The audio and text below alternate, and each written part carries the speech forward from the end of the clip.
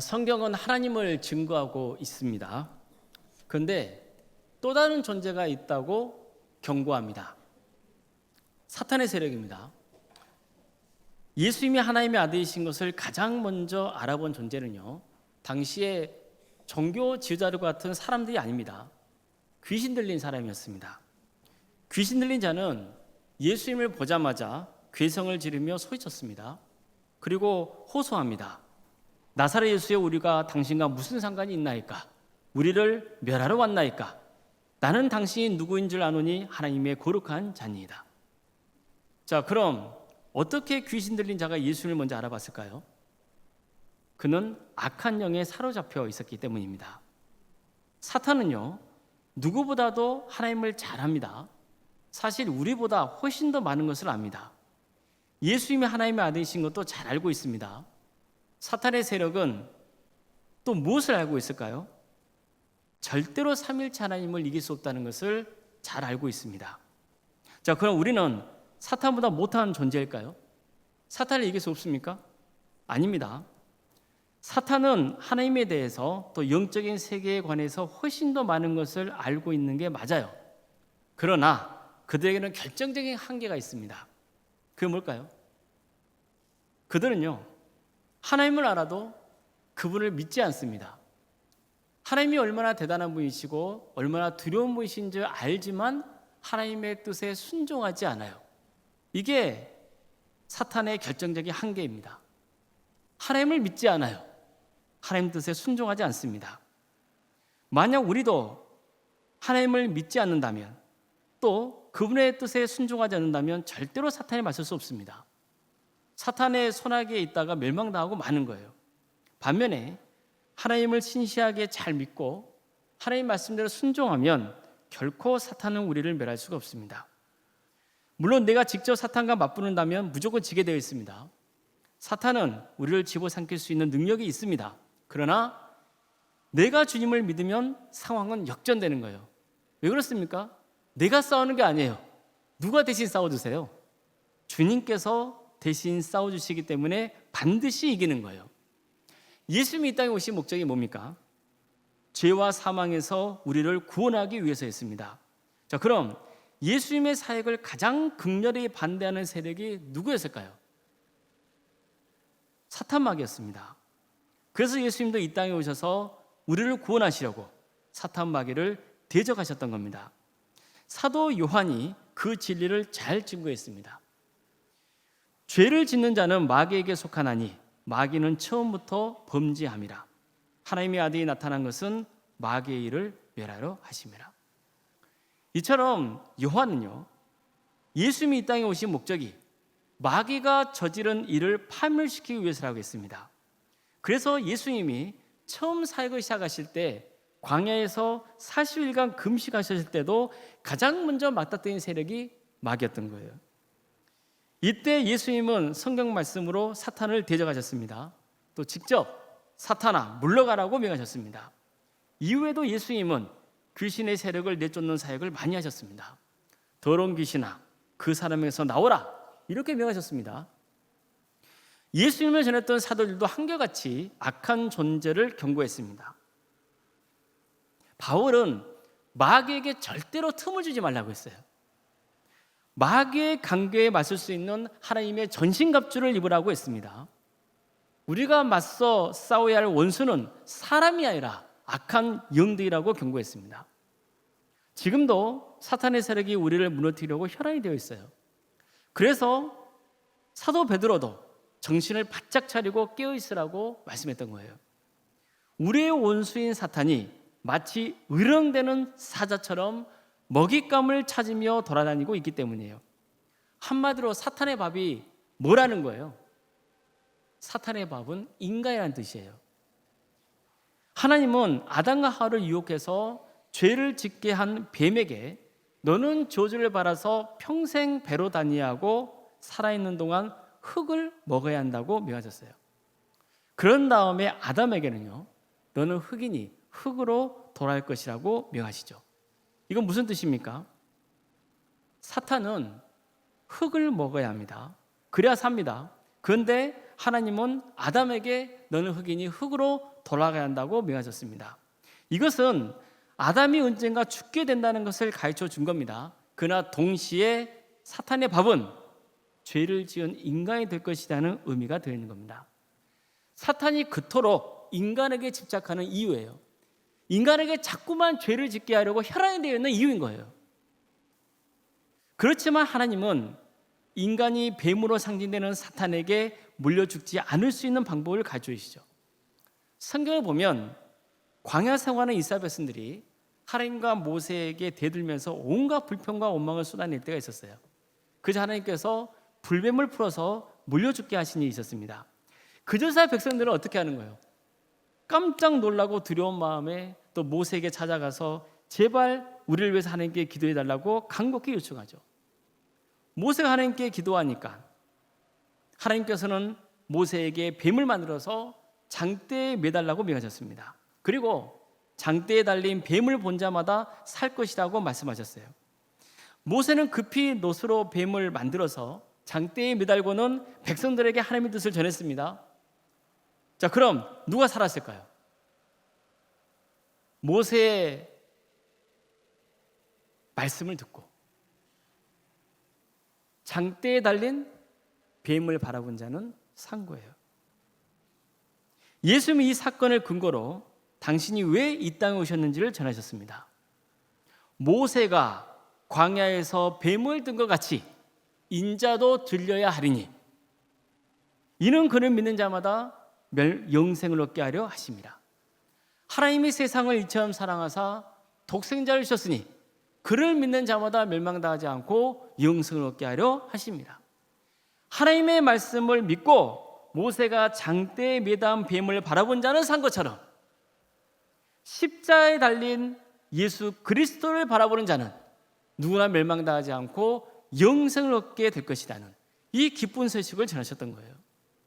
광야에서 이스라엘 백성들이 물렸던 그 뱀은 사탄을 상징합니다. 따라서 이스라엘 백성들이 뱀에게 물려 죽어가고 있는 것은 사탄의 밥이 돼서 죽어가고 있는 인간의 비극적인 참상을 보여주고 있는 겁니다. 하지만 어떻습니까? 사탄에게 물려 죽어가는 이스라엘 백성들이 하나님 말씀을 믿고 장대에 달린 뱀을 바라봤을 때 구원받습니다. 마찬가지로 하나님 말씀을 믿고 십자가에 달린 예수 그리스도를 바라본 자는 멸망당하지 않고 구원을 받습니다. 즉 죄와 사망에서 벗어나 영생을 얻게 되는 거예요. 우리가 반드시 예수님을 믿고 그분을 바라봐야 하는 절대적인 이유입니다. 이처럼 세상은요, 사느냐 죽느냐, 영생이냐 멸망이냐를 가르는 영적 전쟁터인 거예요. 우리가 살펴보고 있는 레위기는요, 바른 예배를 드리는 방법, 그리고 예배자가 어떻게 사는 게 거룩한 삶인지를 집중적으로 가르쳐주고 있어요. 그러다 보니까 특별히 윤리적인 삶에 대해 강조하고 있는 것처럼 보여요. 물론 맞습니다. 하지만 사실 레위기야말로 어느 말씀보다 강력하게 사탄의 세력을 경고하고 있는 거예요. 레위기에서 대표적으로 강조하고 있는 것은 거룩한 것과 속된 것, 정한 것과 부정한 것을 잘 구별하는 거예요. 이게 기본적인 토대가 돼서 음식에 관한 규정이나 피부에 관한 규정 등 여러 예를 들고 있지만 그 본질은 뭘까요? 이 세상에는 선한 것과 악한 것이 섞여 있다는 뜻이에요. 나를 이롭게 하는 것과 해롭게 하는 게 있어요. 무엇보다도 하나님이 보시기에 좋은 것과 악한 것이 있습니다. 이 세상은 죄로 물들어 있고 인간의 본성은 타락했어요. 그래서 언제든지 악한 영에 지배당할 수 있는 거예요. 실제로 계속해서 이런 일들이 이 세상에서 벌어지고 있지 않습니까?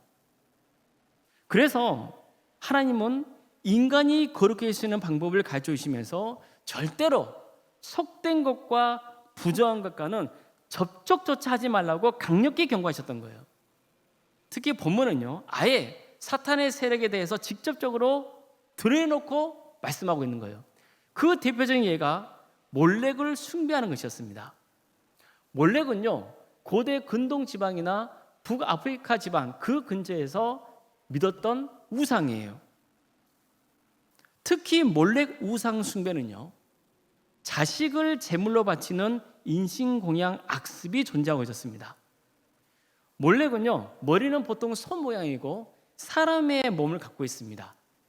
이렇게 앉아서 손을 앞으로 내밀고 있는 거예요. 이런 모습을 하고 있어요.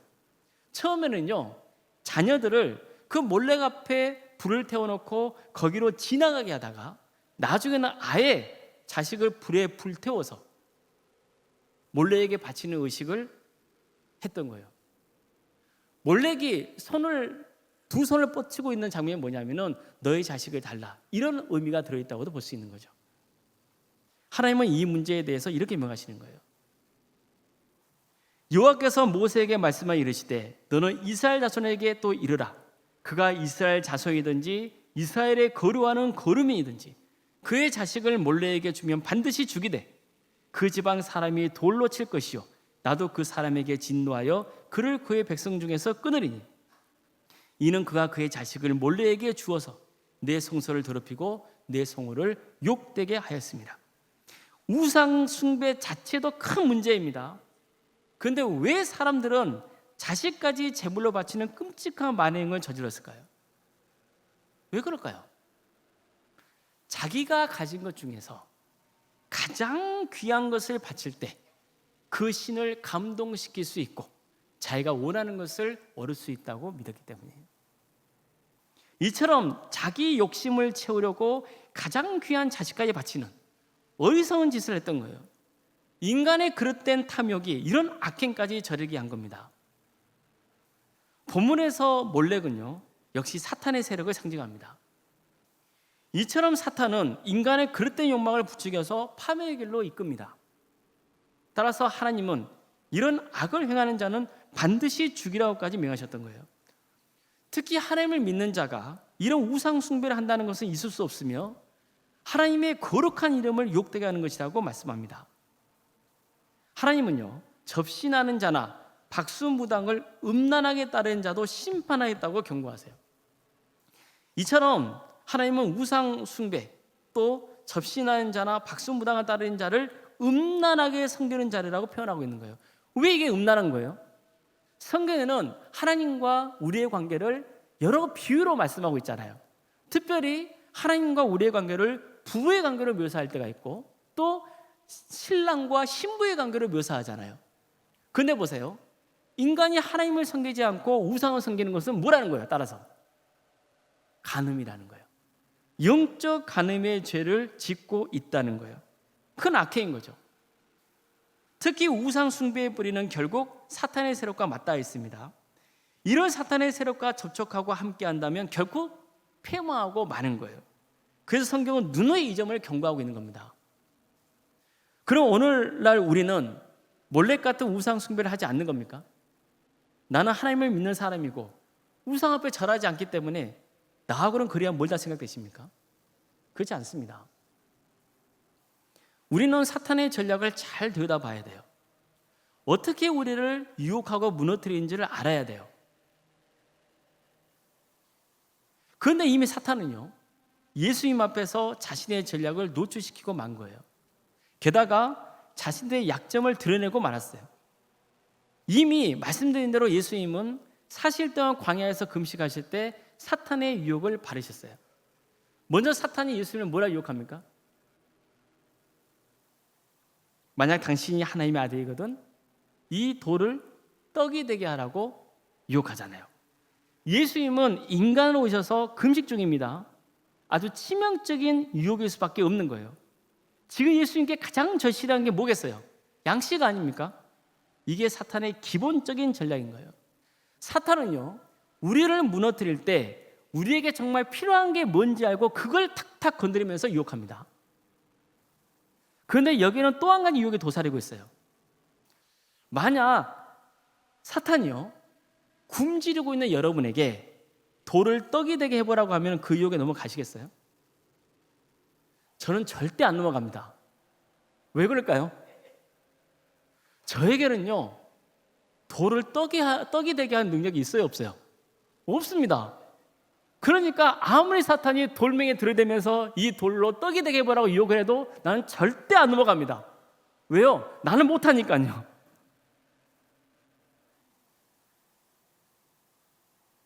이처럼 사탄은요, 우리를 무너뜨릴 때도 전혀 불가능한 일로 유혹하지 않아요. 너라면 이 정도는 할 수 있지 않을까? 너의 능력을 믿고 한번 해봐. 이런 식으로 하나님을 온전히 의지하지 않고 자기 능력을 의지하도록 교묘하게 유혹하는 거예요. 그러다 보면요, 나도 모르게 하나님보다 누구를 의지할까요? 자기를 의지하고 자기를 신뢰하는 거예요. 그래, 나도 얼마든지 절제할 수 있어. 나는 절대 속지 않아. 나는 당하지 않아. 내가 다 수습할 수 있어. 하지만 보세요. 나중에 더 큰 일을 치르잖아요. 두 번째로 사탄은요, 예수님의 성전 꼭대기에 세우고는 내가 만약 하나님의 아들이거든 뛰어내리라고 유혹했어요. 그러면 하나님께서 천사를 보내서 당신을 살려줄 거라는 거죠. 그러면 그 순간부터 성전에 모이던 사람들이 당신을 추앙하게 될 것이고 무슨 말을 해도 믿고 따를 거라는 거예요. 쉽게 사역하라는 거예요. 사실요, 세상이 흉흉할 때는요, 사람들은 합리적인 것보다 또 하나님의 바른 말씀보다는요, 미신적인 것이라든지 뭔가 특별한 것이 현혹되는 경우가 많아요. 이럴 때 사람들이 이단에 많이 빠지는 거예요. 신비적인 것에 몰두하는 경향이 강해지죠. 예수님 당시도 마찬가지였어요. 그 당시에 사람들의 삶은요, 너무나 척박했어요. 그래서 많은 사람들이 특별한 체험을 추구하거나 내가 구원자라고 주장하는 사람들을 추앙하곤 했단 말이에요. 그런데 보세요. 예수님이 성전 꼭대기에서 떨어졌는데 하나님의 천사가 나타나서 건져줬어요. 그러면 누구를 추앙하게 될까요? 당연히 예수님을 추앙하게 되죠. 예수님이 무슨 말씀을 해도 다 믿고 따를 거란 말입니다. 사람은요, 된 일도 없고 마음의 갈피를 잡지 못할 때가 오면요, 방황하게 돼 있어요. 그래서 마음이 조급해져서 좀 더 빠르고 쉬운 길을 쫓아요. 어떻게든 사람들 앞에서 성공한 사람으로 보이고 싶은 유혹에 빠져드는 거예요. 사탄은요, 그런 욕망을 부추기는 거예요. 그래서 자꾸 겉을 신경 쓰게 해요.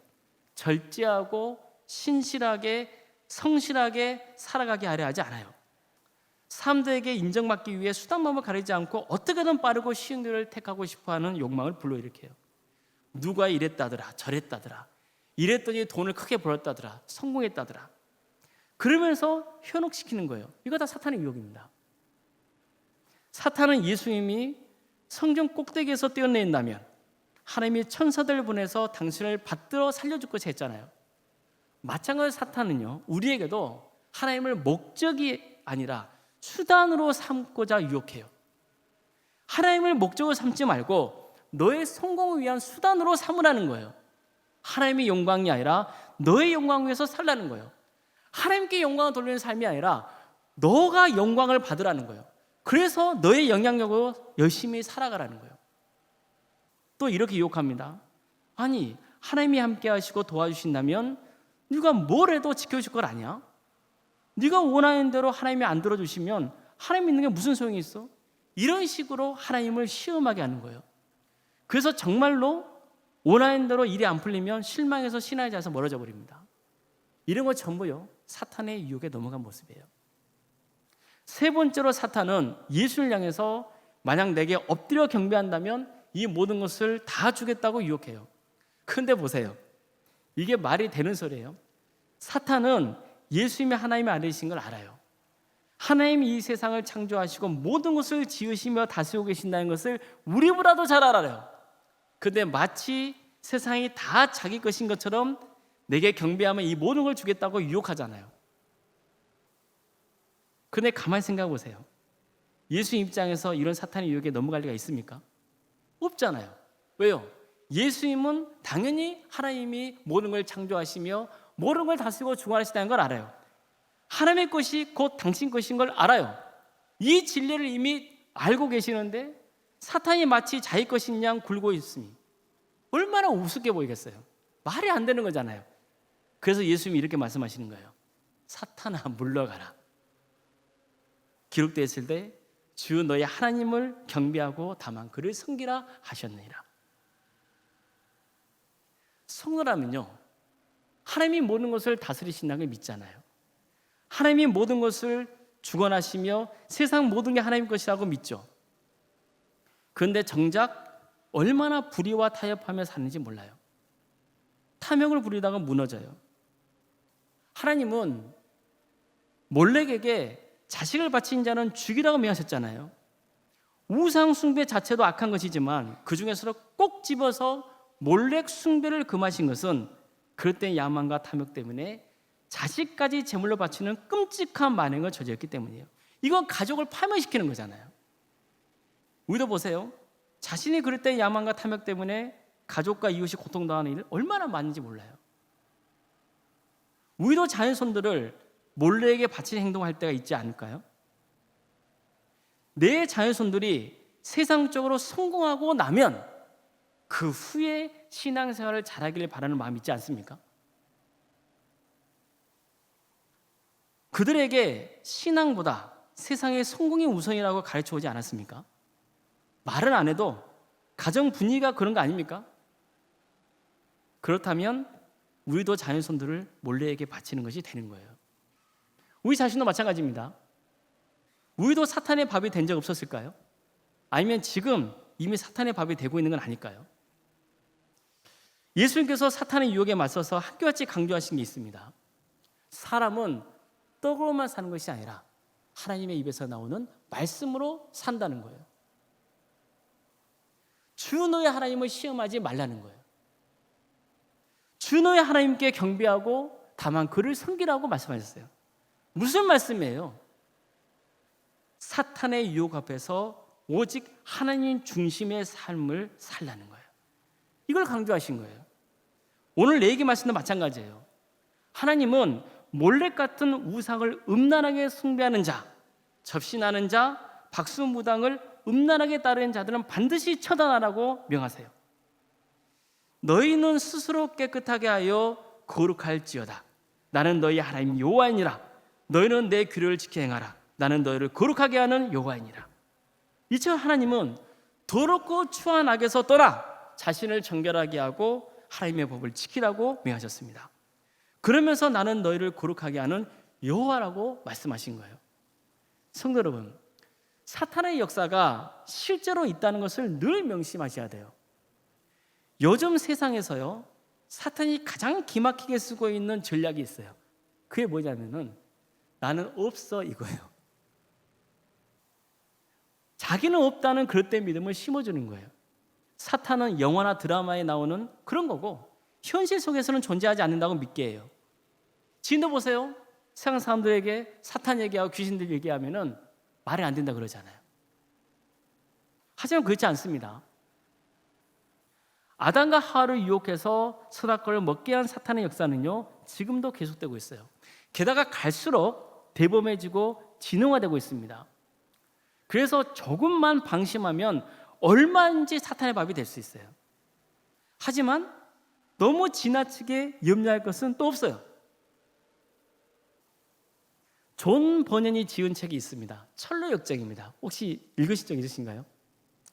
그 안에 보면 재미있는 장면이 나와요. 철로역정은요, 크리스찬한 사람이 자신을 짓누르고 있는 죄의 짐을 깨닫게 된 거예요. 그래서 파멸의 도시를 떠나서 천국을 향해 가는 여정을 담고 있어요. 그런데 그 길을 한참 가는 과정에서 크리스찬은 어느 날 길 양쪽에서 두 마리의 사자가 탁 버티고는 자기를 쳐다보고 있는 게 보이는 거예요. 크리스찬은 깜짝 놀랐어요. 아, 나는 이제 잡혀먹혔다. 이런 마음이 드는 거죠. 그런데 이상해요. 사자들이 자기를 노려보고 있는데 달려들지를 못하는 거예요. 자세히 바라보고 있으니까 사자 두 마리가 다 쇠사슬로 단단히 묶여 있는 거예요. 그 쇠사슬 때문에 사자들은요, 길 한가운데까지 미치지 못하는 거예요. 길 주변까지는 으렁대면서 막 해요. 그런데 그 줄이 제한되어 있어가지고 가운데까지 못 가고 있는 거예요. 따라서 크리스천은 그 길을 통과하는 게 전혀 불가능한 일은 아닌 거죠. 단 절대로 한쪽으로 치우치면 안 돼요. 예를 들어서 한쪽에는 사자가 잡으려고 으렁대잖아요. 그럼 깜짝 놀라서 무서워가지고 옆으로 갖다 쳐봐요. 그럼 어떻게 되는 거예요? 옆에 있는 사자한테 잡아먹히는 거예요. 길을 가다가 딴 생각이 들어요. 그 중앙에서 조금만 벗어나면 어떻게 되는 거예요? 잡아먹히는 거예요. 자, 그럼 어떻게 해야 합니까? 정신을 바짝 차려야 돼요. 항상 깨어 있어야 돼요. 사자들이 무슨 위협을 가하건 절대 두려워하지 말고 담대하게 어디로만 가면 돼요? 가운데 길로만 똑바로 걸어가면 되는 거예요. 그러면 살 수 있어요. 이걸 통해서 존 버녀는 사탄이 어떤 존재인지를 가르쳐주고 있는 거예요. 사탄은 아주 위협적인 존재예요. 언제든지 우리를 집어삼킬 수 있어요. 늘 우리를 유혹해요. 그 유혹은 때론 달콤하기도 하지만 두려움과 절망과 염려를 품게 해요. 그래서 구원의 길을 못 가게 해요. 하지만 오직 하나님만 바라보면서 담대하게 바른 길로만 간다면 사탄의 존재는 아무것도 아니라는 것을 가르쳐주고 있는 거예요. 이게 사탄의 결정적인 약점입니다. 성도 여러분, 오직 하나님만 바라보고 담대하게 구원의 길을 가시길 바랍니다. 중요한 건요, 속도가 아니라 방향이에요. 속되고 부정한 길을 가지 말고 거룩하고 정한 길을 가야 되는 거예요.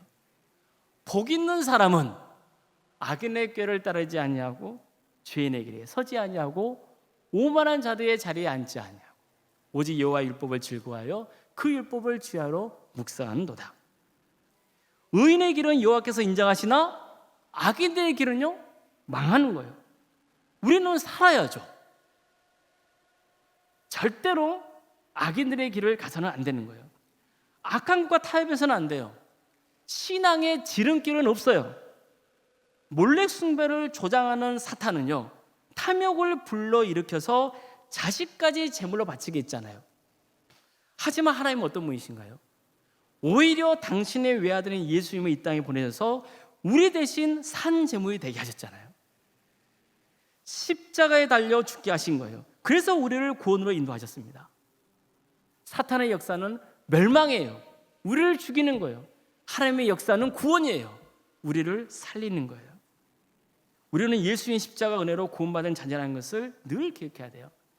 그렇기 때문에 정도의 길을 가야 돼요. 거룩한 길을 가야 돼요. 하나님이 바라시는 그 길을 가야 돼요. 그래서 사탄의 밥이 되지 말고 예수 그리스도의 이름으로 사탄의 권세를 과감하게 짓밟아버리고 하나님의 말씀을 먹으며 담대하게 구원의 길을 가시기를 주님의 이름으로 축복합니다. 기도하시겠습니다. 하나님 아버지, 주님만을 바라보며 나아갑니다. 사탄의 간악한 유혹에 무너지지 않고 거룩한 삶으로 승리의 길을 가기를 원하오니 우리와 동행하여 주시옵소서. 길이요 진리요 생명 되신 예수 그리스도의 이름으로 기도드리옵나이다. 아멘.